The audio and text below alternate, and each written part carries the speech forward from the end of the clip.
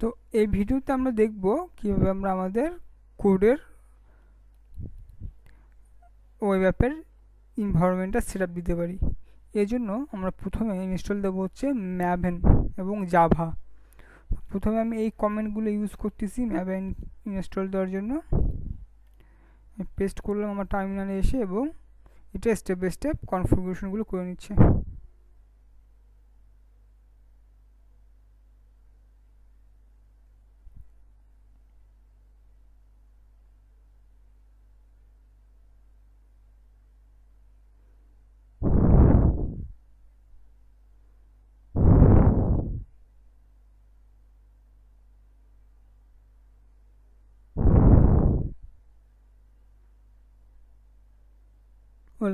তো আমার installation complete. আমাদের এখন যেহেতু ডিফল্টভাবে আমরা দেখতে পাচ্ছি এখানে জাভার ডিফল্টভাবে 7 ভার্সনটা ইনস্টল নিছে, বাট আমাদের এই ল্যাবের জন্য লাগবে জাভা 8।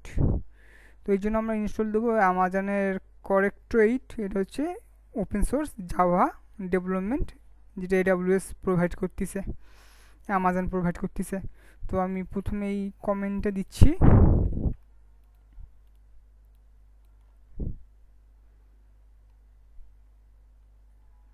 তারপরে এখানে এই কমেন্টে দিয়ে ইনস্টল দিতে হবে। সুডো মোডে দেবো আমরা।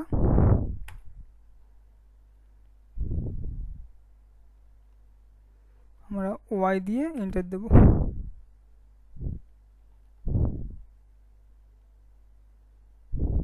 ডান।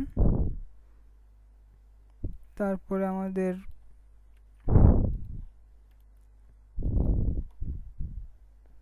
প্লাগইনগুলো ইনস্টল দেবো।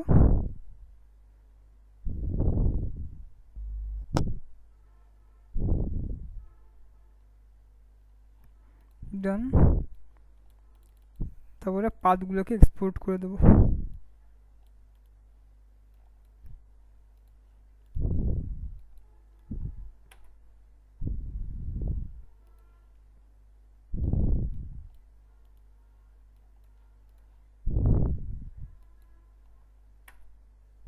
ডান।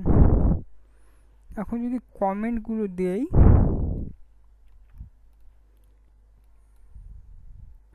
সো দেখতে পাচ্ছি আমাদের জাভা ভার্সন 1.8 কে পোর্ট করতেছি এবং ম্যাভেন ভার্সন হচ্ছে আমাদের এটা, রাইট? তো এখন হচ্ছে আমাদের কমেন্টটা দিতে হবে আমাদের আপনি MVM এর বেসিক একটা সিম্পল ওয়েব অ্যাপ জেনারেট করার জন্য। তো আমি এটাকে কপি করলাম, কপি করে আমরা এটাকে পেস্ট করে দেবো টার্মিনালে এবং ওকে, আমাদের কাজ শুরু হয়ে গেছে।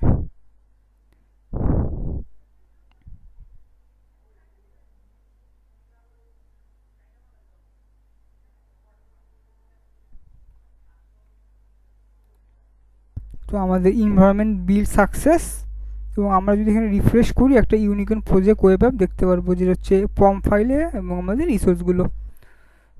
এখন এটা হচ্ছে আমাদের এই স্ট্রাকচার, যেগুলো আমি একটু দেখালাম।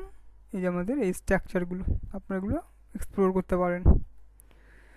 তো এখন আমাদের ইনডেক্স জেএসপি, যেটা জাভা পেজ, এইটাকে আমাদেরকে মডিফাই করে এই কোডটা দিতে হবে, যেটা আছে হচ্ছে এখানে আমাদের ইনডেক্স জেএসপি। তো এটা হচ্ছে আমাদের, আমি এটাকে করে এটা দিয়ে দিলাম এবং নেক্সটে যাওয়ার পরে আমাদেরকে এখন কোড কমিট করতে হবে। তো এটা আমরা নেক্সট ভিডিওতে দেখব।